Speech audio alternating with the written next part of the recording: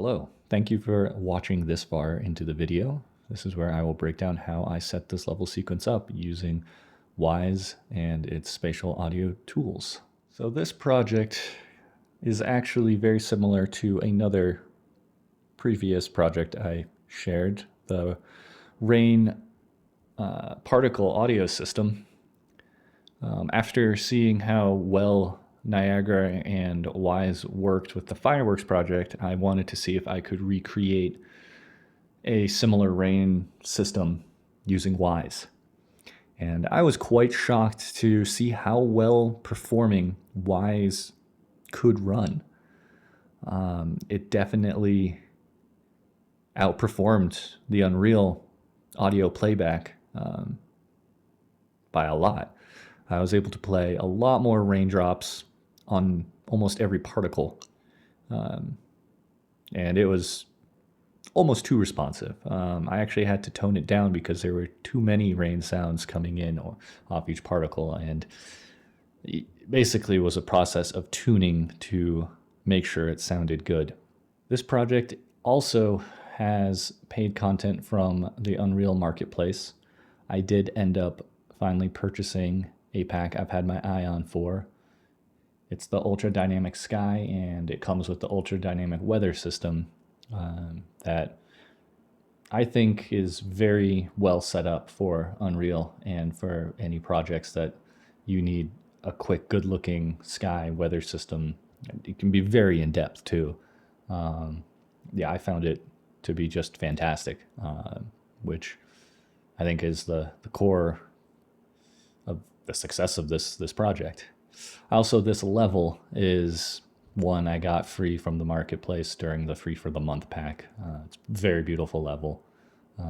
Props to everyone that was involved in making all this content that allowed me to put this together. All right, well, let's dive into the Wwise side of things here. This project is using 2023 1.5. I am using auto-defined sound banks, and I am also using a trial of Reflect provided by Audiokinetic. To start, I could probably look at the raindrops. It is like my other projects where I have a bucket of material types and then in a switch container, and then switches for each material, which I can get into the engine side after this.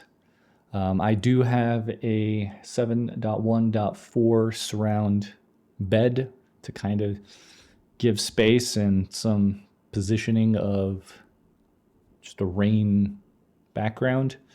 I do have some stereo wind blowing in because it's on a camera, so I can get away with stereo.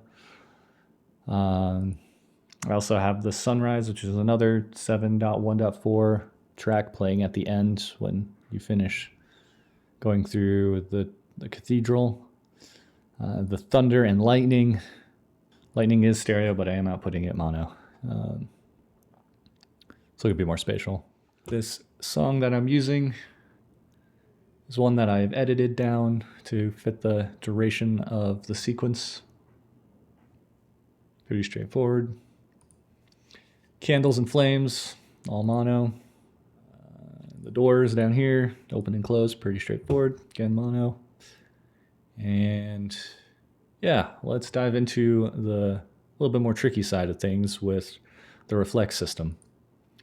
I am using the factory asset imports, the acoustic textures and Reflect, which made setting up the Reflect system much faster.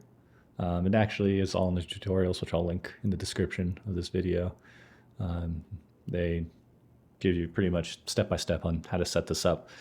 That being said, it did take some tweaking and tuning. I think that is the biggest time suck of using Reflect and these systems, is that you really have to spend time tuning it if you want it to sound good. So I did add some position and spatialization with diffraction on it. The attenuation is pretty small for this one, just so the transmission doesn't go too far. I was having a lot of glitchiness with transmission going through places where it just didn't sound good. It didn't work well. Then here's another reflect bus that I made just a little bit bigger, just to have a little bit more transmission depending on the space. I did set up a Cathedral bus with room reverb to work with the reflect system. Again, just it's pretty much stock. I might have changed some of these. I don't remember exactly. I'd have to compare them, but anyway, yeah, it's not something I spent hours and hours tuning reverbs. It really speaks to how good the systems are. I have a master bus for my surround, 7.1.4, and then one RTPC because I was having some difficulties with my spatial audio volumes not properly portaling from one to another, and so I had to just go in and turn it down. But yeah, which I think is a good transition to the Unreal side of things here. So the Unreal side of things, we could start with the Ultra Dynamic Weather Blueprint that I got from the marketplace. It is one very well constructed blueprint. That being said, it does have its hurdles if you're trying to do things like me in one blueprint, which I was exporting the particle data from the Niagara systems because they're all GPU systems, and Niagara and Wwise don't like to communicate if they are not CPU systems. So this is where you have to export particle information from the emitters inside the Niagara system, which works. I did have to set up this filtering switch on string because I didn't set up different interfaces per Niagara system so I could export it. I don't know if that would even work, but yeah, this worked just simply by getting the Niagara system object reference name, looking at that name, and then switching on string based on that name. I just did rain and the lightning strikes so I could get their positions. This is very similar to my other rain system, looping through, getting that particle information, breaking the vector, looking down, getting the location and physical material, getting the surface type of that material, which I'd set up, making sure that the surface that is hitting is valid, because there's a lot of materials out there, and sometimes too many materials can sound bad. I really went overboard on a test level, and it just started sounding worse with, individual granular materials going off. It got confused. There were issues, so I just brought it back down to these and made sure they were valid before it even played anything. I am splitting default to concrete just to make sure something plays if it's got a default material. And then I'm sending them to their individual events. I tried one event and using switches didn't really seem to work. I might have done it wrong, but this worked. And it's really not that bad. It works. And then the other direction is lightning and thunder. This event actually, I think, is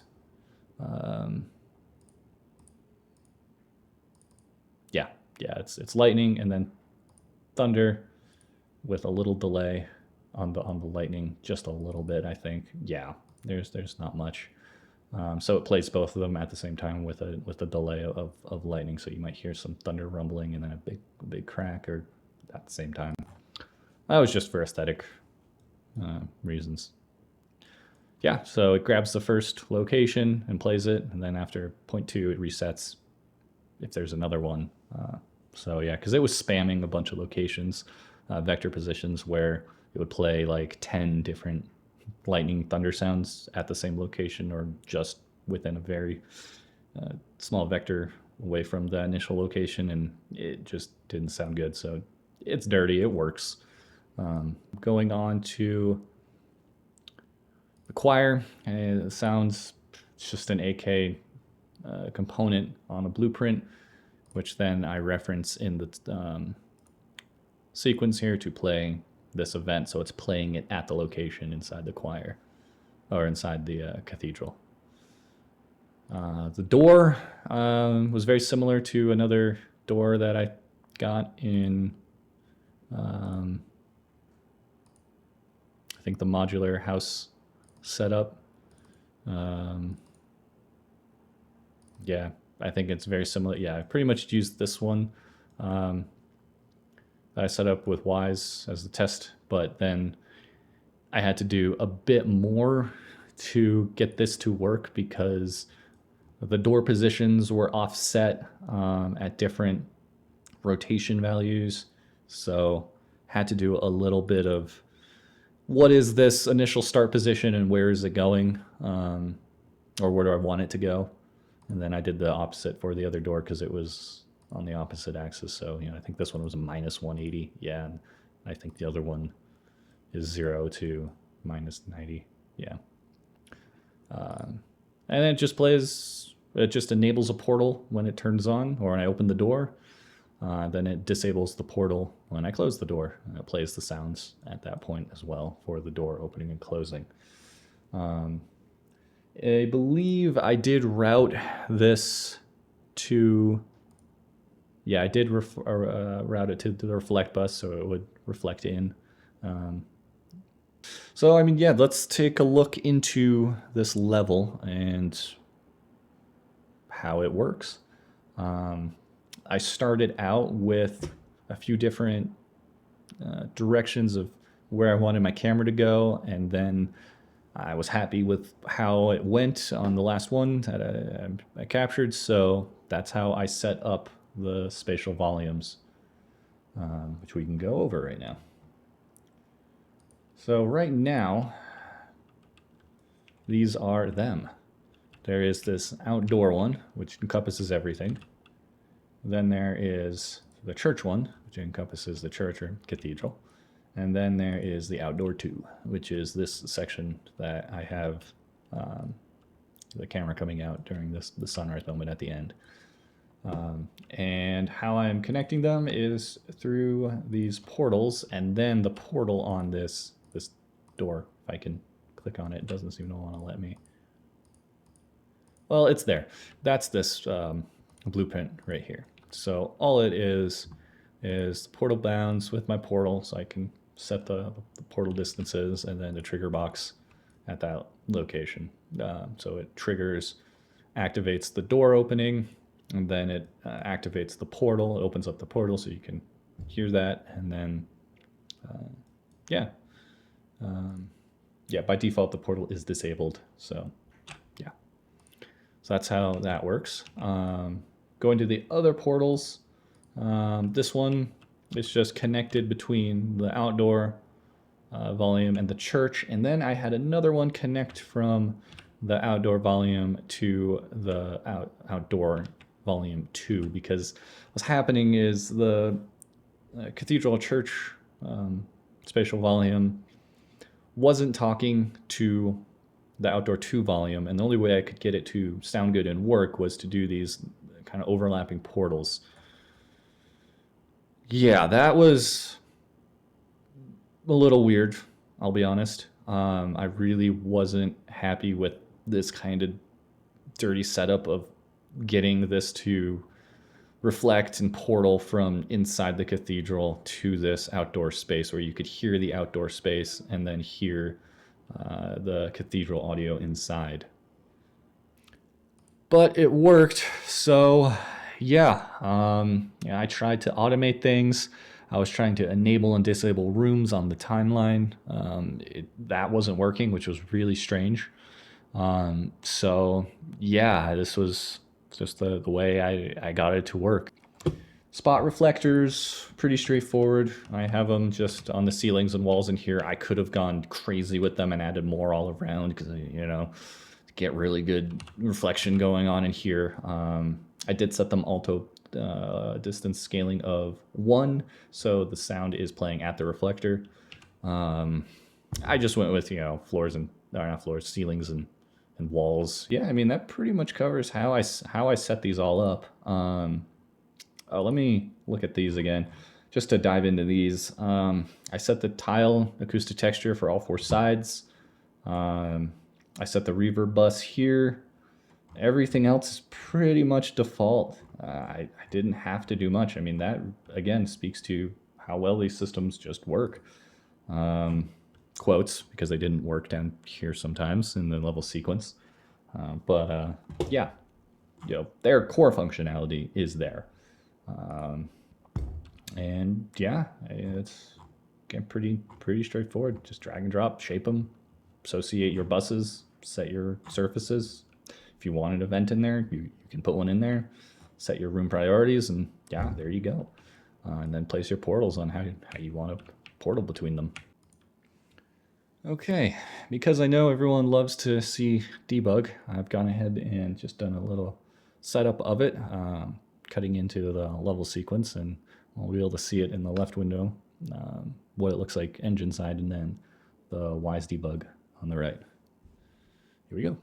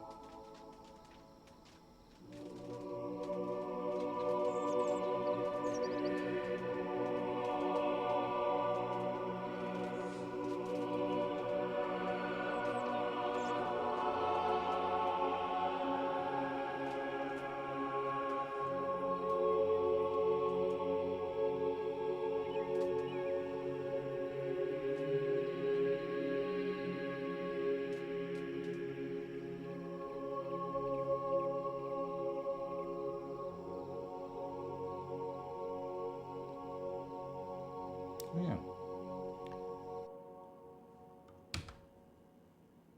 All right, so looking at the debug, it definitely helped a lot to know where my reflections were coming from, where my emitter sources are, and just confirmation that it was working. I definitely had my doubts at first, but then when I started to see and then I could start to associate, oh my goodness, I do hear this reflection coming off over here. This portal is working. These portals are working. So it was really helpful to have this level of visibility on all of these, with the reflectors, with the attenuations, everything. Yeah, I was very happy that I could get this level of visibility on all of these little emitters. Candle emitters definitely went overboard with.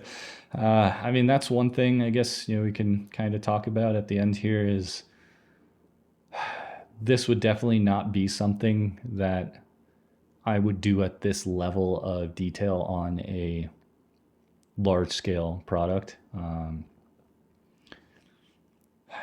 I didn't show the voice count for a reason, but we can talk about that. It was just hundreds of sounds, probably a couple hundreds of sounds with each particle, each candle, all the reflections, diffraction, and transmission, and the emitters that it creates. There was a lot, and I mean that again speaks to how good the Wwise engine is to support this amount of granularity and voice count. because I don't think I did any voice limiting on any of this. Yeah, I don't think I did anywhere. I mean, let's look at the raindrops. Yeah, no, I don't think I did. I think I tried it and just turned it off. Yeah, so again, if this was going to be a large scale product where you really needed optimal sound, I would scale a lot of this back. I would do a lot of big optimization passes on here because that just was just blowing the voice count out of the water. I mean, it worked. There wasn't too much latency. There wasn't issues of voices cutting each other out. I was really surprised how well the Wwise engine performed with rain particles playing everywhere, candles, all of this. Yeah, I mean, I do have a good computer, but still, that only shows the limitations, which are pretty good for an audio engine. Yeah, and this pretty much covers how I set this up. I mean, yeah, I'm trying to think of anything else. I didn't end up using that. Here's where I set that RTPC. So here's where I'm playing the event off the blueprint, off the audio component. It's pretty straightforward. Level sequencer stuff. I hearted in the aperture, focal length, and distances. Automated the time of day and just did some automation on cloud coverage, fog, dust, rain, thunder, lightning, wind intensity, things like that. Pretty straightforward little sequence stuff. Yeah. If I missed anything, yeah, feel free to comment. Please let me know if you have any questions, ideas. Tell me, hey, man, you totally did this wrong. This is a better way to do things. I love that kind of feedback. But yeah, thank you for watching. Please like the video, subscribe if you want to, and I'll see you all in the next one.